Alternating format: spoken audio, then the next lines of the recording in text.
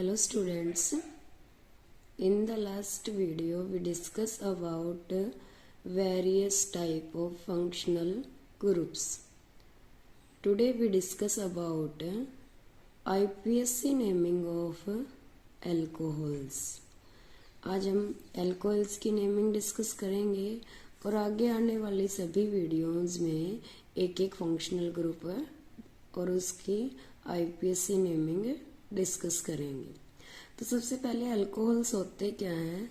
Generally हमारे पास कोई भी हाइड्रोकार्बन है और हाइड्रोकार्बन में से एक हाइड्रोजन को अगर हमने हाइड्रोक्सिल पार्ट से रिप्लेस कर दिया है तो वो हाइड्रोकार्बन हमारे पास जनरेट हो जाती है ROH की फॉर्म में।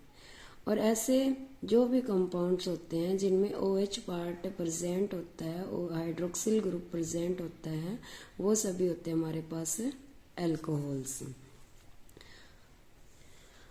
अब अल्कोहल्स को हाइड्रोक्सिल पार्ट या हाइड्रोक्सिल यूनिट के बेसिस पे क्लासिफाई किया गया है कि पर्टिकुलर एल्काइल पार्ट के साथ कितने कितने हाइड्रोक्सिल पार्ट लगे हुए हैं, उनके बेस पे अल्कोहल की क्लासिफिकेशन की गई है।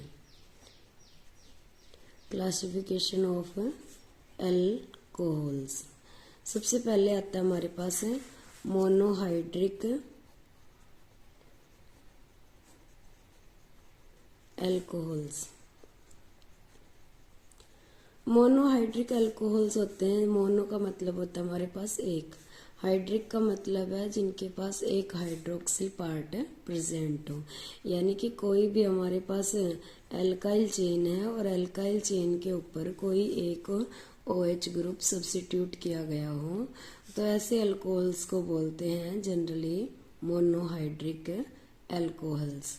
अब मोनोहाइड्रिक अल्कोहल्स का जो जनरल फॉर्मूला होता है वो जनरल फॉर्मूला हमारे पास होता है कि जो भी हमारे पास अल्केन होती है CnH2n+2।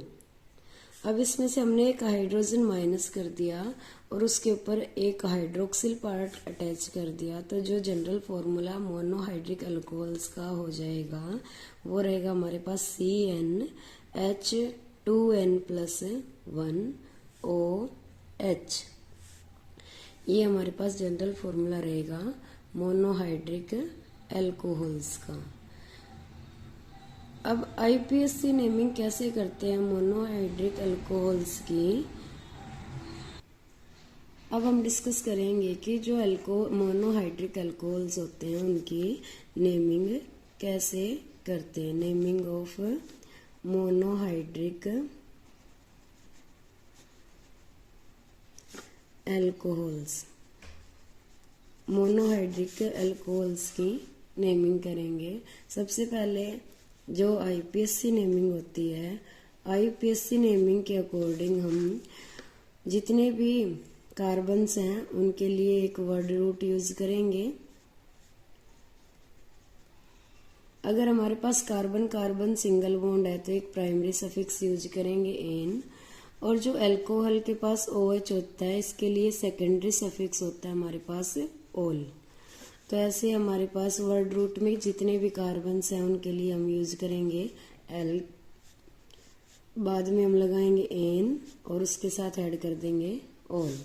तो ऐसे IPSC नेमिंग हो जाएगी हमारे पास एल्केनोल।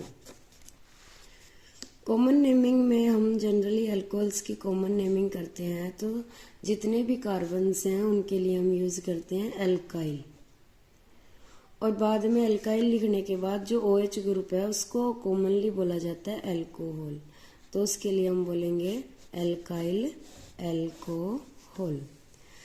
अब सबसे मोस्ट इम्पोर्टेंट पार्ट होता है हमारे पास IPSC नेमिंग।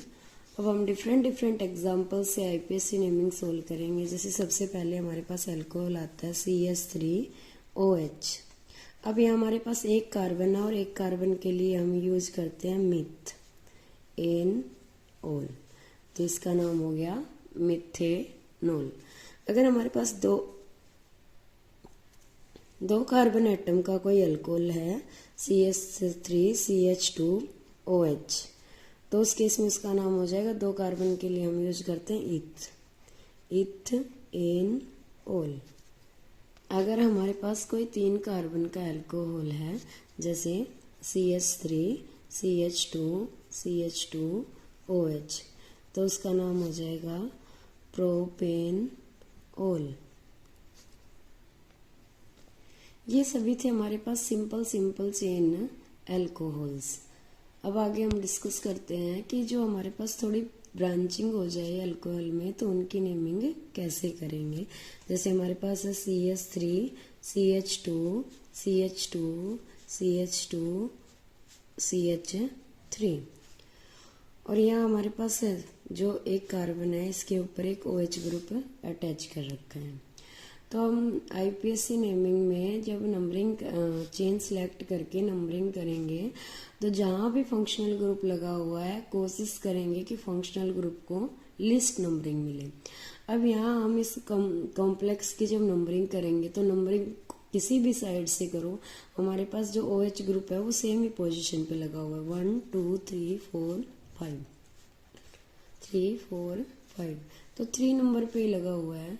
तो ऐसे केस में हम सबसे पहले यहाँ जितने कार्बन है उनके लिए वर्ड रूट लिखेंगे, पेंट N3OL। पोजीशन बताएंगे कि भाई जो OH ग्रुप है वो हमारी 3rd नंबर कार्बन से अटैच है। ऐसे जैसे एक और एग्जांपल आ जाए, जैसे CH3, CH2, CH, CH2, CH2, CH3, और यहाँ पे लगा हुआ है OH। तो यहाँ हम नंबरिंग करेंगे लेफ्ट हैंड साइड से 1 2 3 4 5 6, 3 नंबर कार्बन पे OH अटैच है, और 6 के लिए हम यूज करते हैं हेक्स N3OL।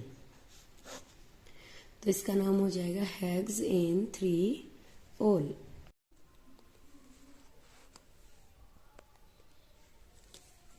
अगर ऐसे ही आपके पास और कोई चेन आ जाती है, जैसे अब की बार हमें बॉन्ड लाइन रिप्रेजेंटेशन से रिप्रेजेंट कर दिया जाए,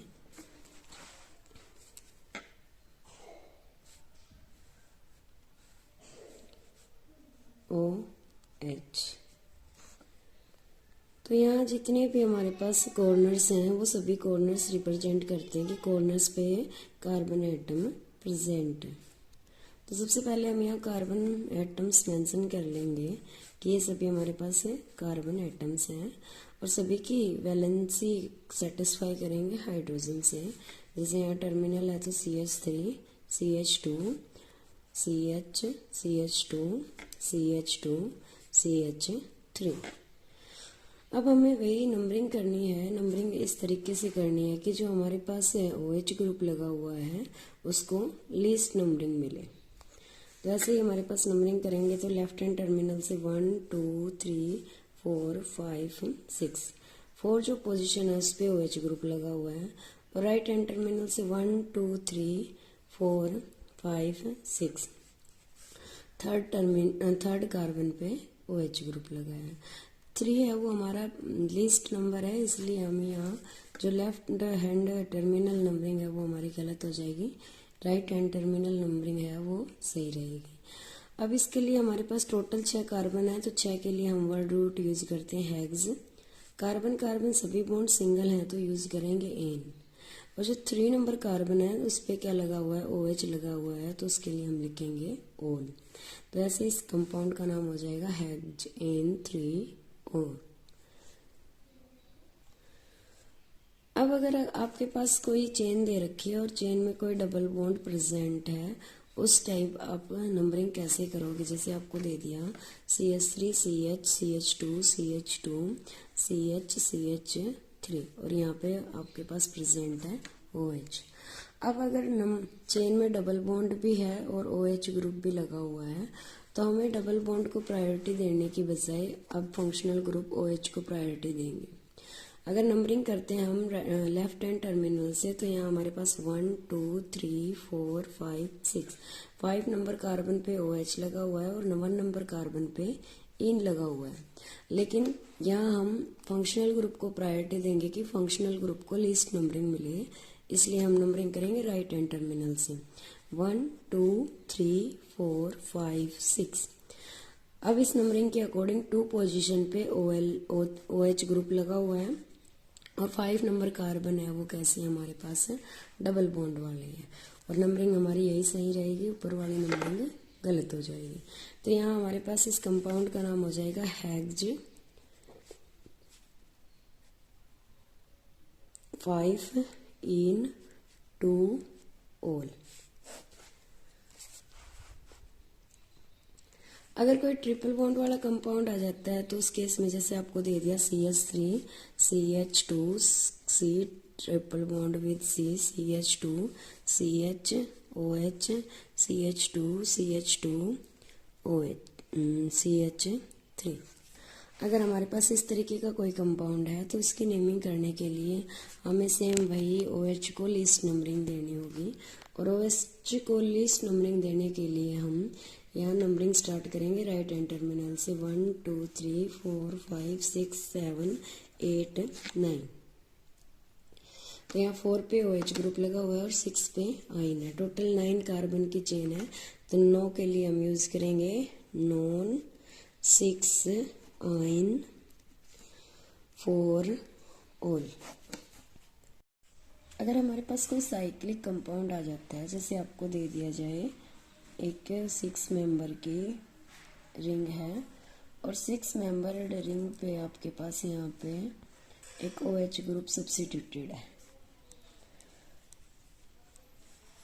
तो यहाँ जितने भी कॉर्नर्स हैं उन सभी कॉर्नर्स पे कार्बन एटम्स लगे हुए हैं और कार्बन की वैलेंसी को सेटिस्फाई कर रहे हैं हाइड्रोजन एटम्स। टोटल यहाँ हमारे पास 6 कार्बन एटम है और 6 कार्बन एटम से एक रिंग बनी हुई है। तो सबसे पहले रिंग टाइप के जो कंपाउंड्स होते हैं उनकी नेमिंग करने के लिए हम एक प्रीफिक्स यूज करते हैं साइक्लो।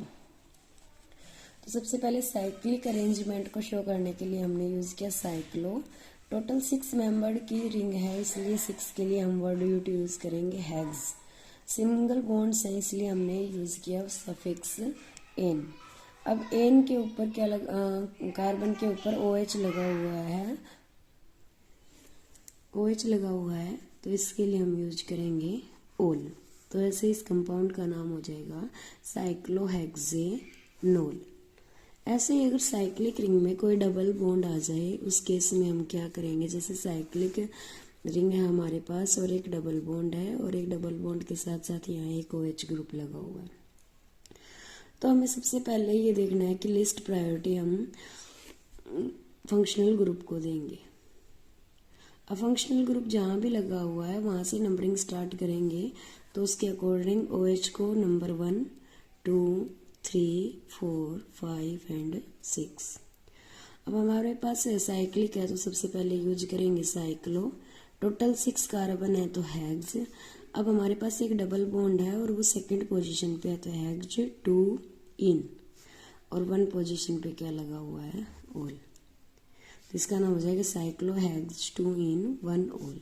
अगर फर्स्ट ही पोजीशन पे OH लगा हुआ है तो जरूरी नहीं हम नंबरिंग करें, डायरेक्ट भी हम इसको राइट डाउन कर सकते हैं साइक्लो हेक्स 2 इन ओल। ऐसे अगर आपके पास और कोई चेन दे दी जाए, रिंग दे दी जाए, जैसे आपके पास ये 5 मेंबर्ड की आपके पास एक रिंग है और यहाँ इसमें 2 जगह डबल बॉन्ड है और एक जगह आपके पास OH लगा हुआ है, तो इस केस में वही हमें सेम OH को प्रेफरेंस देनी है। OH जहाँ पे भी लगा हुआ है उसको हम नंबरिंग 1 करेंगे। अब हम डबल बॉन्ड को कोशिश करेंगे कि लिस्ट नंबरिंग मिले, इधर जाते हैं तो भी 2 पे आता है, इधर जाते हैं तो भी 2 पे आता है, तो हम किधर से भी कर सकते हैं 3 4 5। अब हमारे पास सबसे पहले साइक्लिक है तो साइक्लिक को रिप्रेजेंट करने के लिए साइक्लो। टोटल 5 कार्बन है तो 5 के लिए पेंट, और 2 और 4 कार्बन के पास क्या लगा हुआ है इन, तो डाई इन, और 1 पे क्या लगा हुआ है OH, तो OH की रिप्रेजेंटेशन के लिए ओल। तो ऐसे कंपाउंड का नाम हो गया साइक्लोपेंट 2,4 डाई इन ओल। ऐसे अगर आपको एक साइक्लिक और एक साइक्लिक के साथ एक चेन लगा के दे दी जाए, जैसे आपको ये दे दिया जाए CH2 OH, उस केस में हमें ये ध्यान रखना पड़ेगा चाहे रिंग हो चाहे चेन हो, जिसके पास फंक्शनल ग्रुप है उसको हम ट्रीट करेंगे पेरेंट चेन की तरह, अब जो बाकी पार्ट बच गया उसको हम ट्रीट करेंगे एज ए सब्स्टिट्यूएंट की तरह, सब्स्टिट्यूएंट या फिर ब्रांच की तरह। अब हमें दिख रहा है कि यहाँ 2 कार्बन की एक चेन है जिसपे OH फंक्शनल ग्रुप लगा हुआ है, तो ये हमारे पास पेरेंट चेन रहेगी और ये इसका रहेगा सब्स्टिट्यूएंट। तो सब्स्टिट्यूएंट का नाम पहले लिखते हैं, तो हम पहले ही देखेंगे कि सब्स्टिट्यूएंट कौन सी पोजीशन पे लगा हुआ है। OH की साइड से नंबरिंग स्टार्ट करेंगे 1 2। 2 पे हमारे पास क्या लगा हुआ है 2, साइक्लिक है तो साइक्लो। टोटल कार्बन कितने हैं 1 2 3, 3 के लिए साइक्लो प्रोप। अब सब्स्टिट्यूएंट के नाम के पीछे हम यूज करते हैं वाइल, तो ये हो जाएगा हमारे पास 2 साइक्लो प्रोपाइल। 2 कार्बन की चेन है तो इसके लिए हम यूज करेंगे इथ। कार्बन कार्बन सिंगल बॉन्ड है तो उसके लिए सफिक्स यूज करेंगे एन। और 1 पे OH लगा हुआ है तो हम लिख देंगे ओल। ऐसे इस कॉम्प्लेक्स का नाम हो जाएगा 2 साइक्लो प्रोपाइल इथेनॉल। अगर आपको ऐसे दे दिया जाए कि आपके पास सेम 3 मेंबर्स की एक रिंग है और रिंग के पास OH लगा हुआ है और यहाँ हमारे पास एक कार्बन चेन है जिस पे डबल बॉन्ड है, यहाँ एक कार्बन है और यहाँ एक कार्बन है, यहाँ CH2 और ये CH। इस केस में हमारे पास जो रिंग है उस पे OH लगा हुआ है, इसलिए हमारे पास ये हमारी पेरेंट चेन रहेगी और जो ये दूसरा पार्ट बच गया ये इसका रहेगा सब्स्टिट्यूएंट। तो सब्स्टिट्यूएंट में हमारे पास डबल बॉन्ड है और 2 कार्बन है। अगर 2 कार्बन होते और सिंगल बॉन्ड होते तो हम वहाँ यूज करते इथाइल। अब यहाँ डबल बॉन्ड भी प्रेजेंट है तो इसके लिए हम यूज करेंगे इथेनाइल। इथेनाइल कौन सी पोजीशन पे लगा हुआ है, OH को प्रेफरेंस देंगे 1 2, तो 2 पे क्या लगा हुआ है इथेनाइल। अब बाकी हमारा जो कॉम्प्लेक्स पेरेंट चेन बच गई उसका नाम लिखेंगे तो क्या हो जाएगा साइक्लो प्रोप एन ओल। तो ये हो गया 2 इथेनाइल साइक्लोप्रोपेनोल। ऐसे एक और लास्ट एग्जांपल देख लेते हैं मोनोहाइड्रिक अल्कोहल्स का। जैसे आपके पास एक 6 मेंबर्स की रिंग है और रिंग के ऊपर आपके पास लगा हुआ है CH2 OH, इधर लगा हुआ है CH3 और यहाँ इस पे लगा हुआ है डबल बॉन्ड। तो वही सेम हमारे पास ये पेरेंट चेन रहेगी क्योंकि इसमें OH फंक्शनल ग्रुप प्रेजेंट है और ये हमारा सब्स्टिट्यूएंट रहेगा। सब्स्टिट्यूएंट में डबल बॉन्ड प्रेजेंट है। तो सबसे पहले हम चेन की नंबरिंग करेंगे तो OH को प्रेफरेंस देंगे 1 2 3। अब चेन से जो भी पोजीशन अटैच है वो हमारी रहेगी 1 2 3 4 5 6। अब इसके लिए हमें जो हमारी ब्रांच है वो हमारे पास साइक्लिक है, तो साइक्लिक के लिए सबसे पहले यूज करेंगे साइक्लो हैग्स। हैग्स के साथ इन लगा हुआ है 3 पे, साइक्लो हैग्स 3 इन नाइल। और ये पूरा सब्स्टिट्यूएंट कहाँ लगा हुआ है 2nd नंबर कार्बन पे, तो ये हो गया 2 साइक्लो हैग्स 3 इनाइल। अब टोटल 3 कार्बन की चेन है तो उसके लिए यूज करेंगे प्रोपेनोल। ऐसे इस कंपाउंड का नाम हो जाएगा 2 साइक्लोहेक्स 3 इनाइल प्रोपेनोल। अब आगे हम डिस्कस करते हैं वो सभी कंपाउंड्स जिनमें 2 या 2 से ज़्यादा OH ग्रुप्स लगे हुए होंगे। नेक्स्ट टॉपिक आता है हमारे पास डाइहाइड्रिक अल्कोहल्स। डाइहाइड्रिक अल्कोहल्स वो हमारे पास कंपाउंड्स रहेंगे जिनमें 2 OH यूनिट जुड़ी हुई है। जैसे आपके पास कोई एग्जांपल आ जाए CH3 CH CH CH3 OH and OH। अब हमारे पास एक 4 कार्बन की चेन है और जिसपे 2 OH ग्रुप लगे हुए हैं, तो जहाँ 2 OH ग्रुप लगे हुए होते हैं वो हमारे पास डाइहाइड्रिक अल्कोहल्स होते हैं। और डाइहाइड्रिक अल्कोहल्स में क्या होता है कि 2 OH ग्रुप ऐड कर दिए जाते हैं हाइड्रोकार्बन में से और 2 हाइड्रोजन रिमूव कर दिए जाते हैं। तो इनका जनरल फॉर्मूला होता है CnH2n OH ट्वाइस। अब जैसे ये कंपाउंड आ गया तो इसका नाम लिखेंगे हम। सबसे पहले वही सेम नंबरिंग करनी पड़ेगी 1 2 3 4। आप नंबरिंग चाहे किसी टर्मिनल से करो सेम ही नंबरिंग रहेगी, क्योंकि 2 और 3 पे OH ग्रुप लगे हुए हैं। टोटल 4 कार्बन है तो 4 के लिए हम यूज करेंगे ब्यूट। सिंगल बॉन्ड है तो यूज करेंगे एन।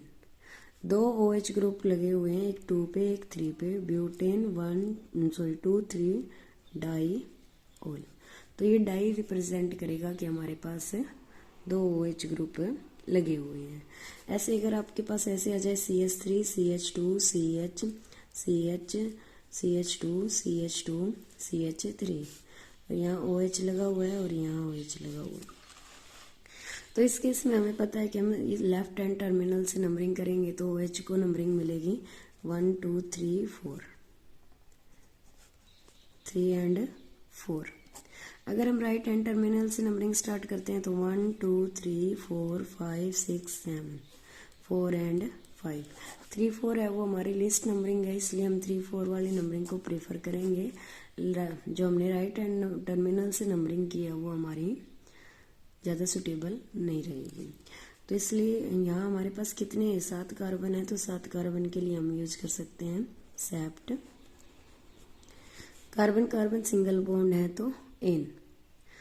अब 3 और 4 पोजीशन पे क्या लगे हुए हैं, डाई ओल, तो ये हो गया सेप्टेन 3 4 डाई ओल।